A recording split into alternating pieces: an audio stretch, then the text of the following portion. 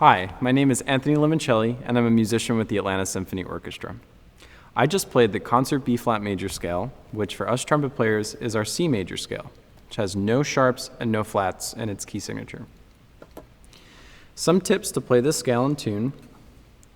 For our Ds on the bottom of the staff, our 1 and 3 combination, we need to use our third valve slide just a bit to make it a little lower.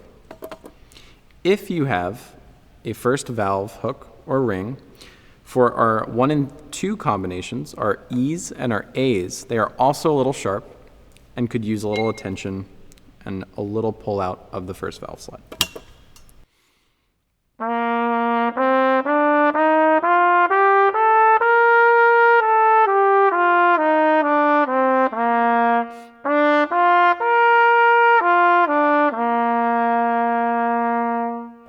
I hope these tips help you in your practice.